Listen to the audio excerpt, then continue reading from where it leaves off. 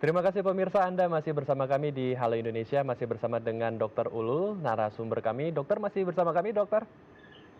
Masih, Mas. Baik, dokter, bisa diceritakan lagi setelah pasca dokter sembuh, katanya ada beberapa penyakit bawaan gitu dok ya, yang biasanya dialami oleh para penyintas COVID-19. Itu apa dok?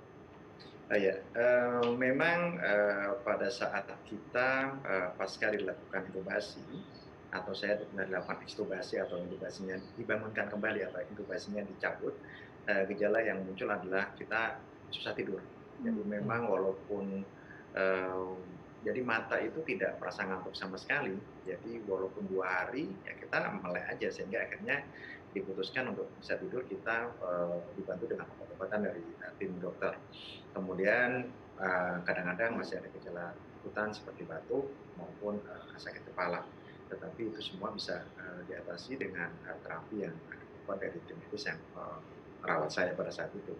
Dan ini memang ketika saya coba sharing dengan teman-teman penyintas yang lainnya, bahwa gejala-gejala yang saya alami itu memang hampir merata dialami oleh para penyintas atau survivor dan biasanya bertahan sampai dengan 2 sampai 3 bulan, terutama batuknya.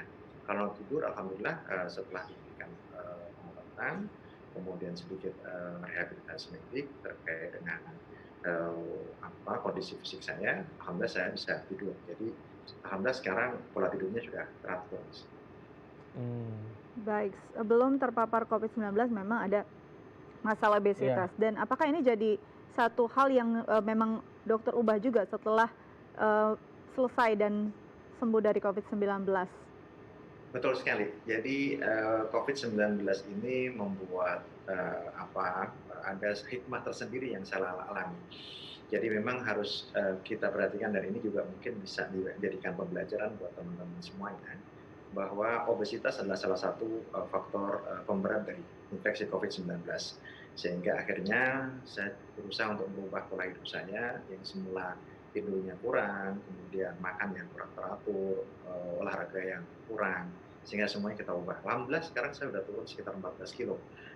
Dan sampai sekarang kita masih rutin melakukan rehabilitasi medik terkait dengan pengembalian fungsi paru-paru dan juga kita masih selalu konsultasi dengan dokter gizi terkait dengan target penurunan berat badan supaya ideal, minimal mendekati ideal, serta kita lebih melakukan olahraga teratur supaya fungsi paru-paru, jantung, dan kesehatan kita menjadi optimal lagi, Mbak. Dan harapannya adalah imunitas kita jadi meningkat sehingga kita terhindar dari infeksi COVID-19 ini. Baik, Ya, luar jadi biasa nih, jadi pelajaran iya, berharga juga untuk betul. pemirsa di rumah pastinya ya.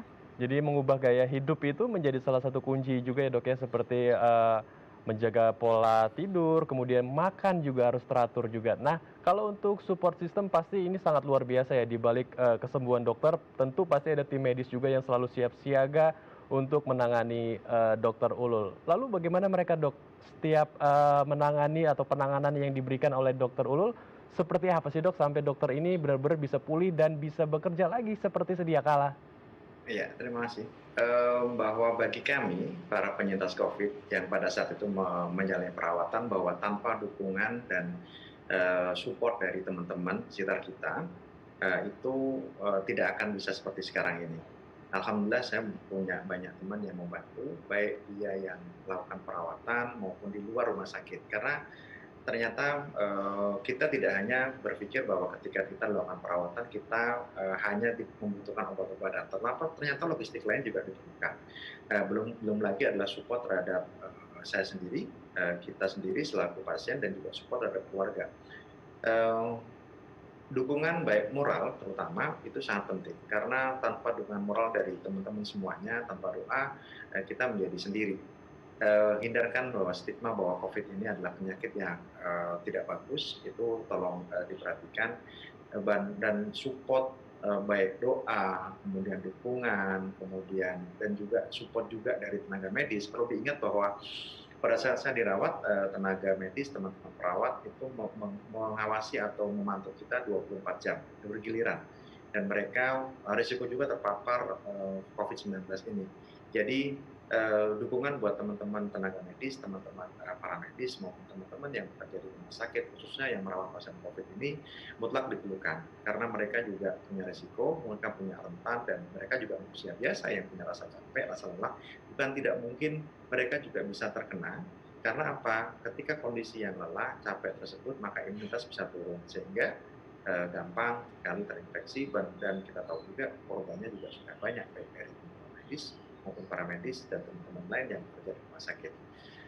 Tanpa bekerja sama, tanpa bersama-sama, kita menanggulangi COVID ini, saya pikir akan sangat berat. Saya selalu mengatakan bahwa COVID ini ada, COVID ini nyata, COVID ini depan mata, dan COVID ini sangat berbahaya. Karena saya sendiri adalah korban dari COVID, atau saya korban dari bahayanya COVID-19 ini. Dan alhamdulillah saya masih diberikan kesempatan untuk berbagi pengalaman kepada masyarakat semuanya.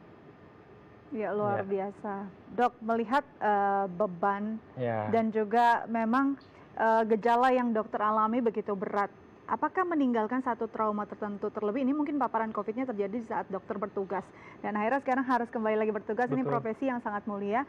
Apakah dokter mengalami trauma tertentu atau mungkin justru karena spiritnya sebagai tenaga medis ini terelakkan?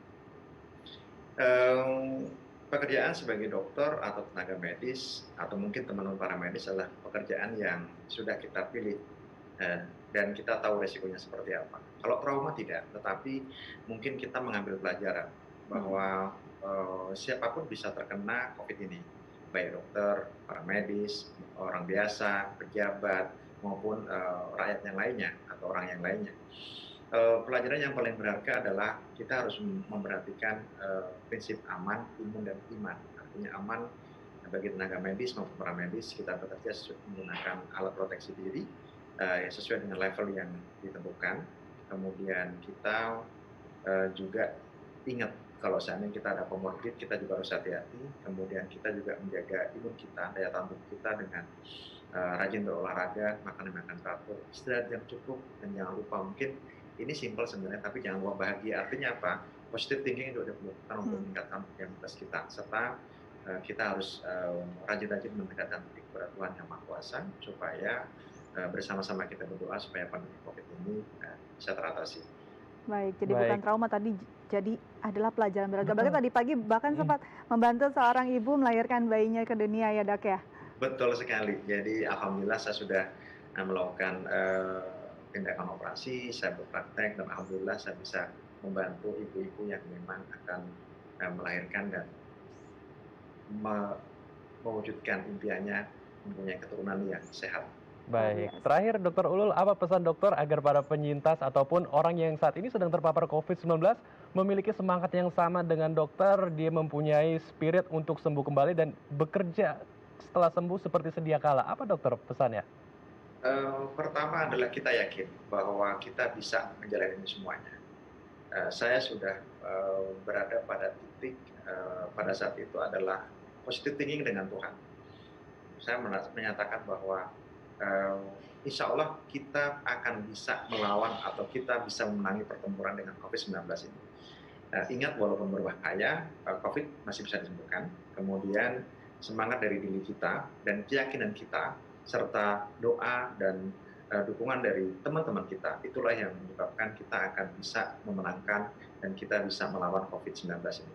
Perlu diingat, kita jangan menyerah, jangan merasa ketika kita terinfeksi kemudian kita tidak bisa melawan COVID-19 ini, karena faktanya saya bisa hidup walaupun saya sudah pernah koma karena COVID-19.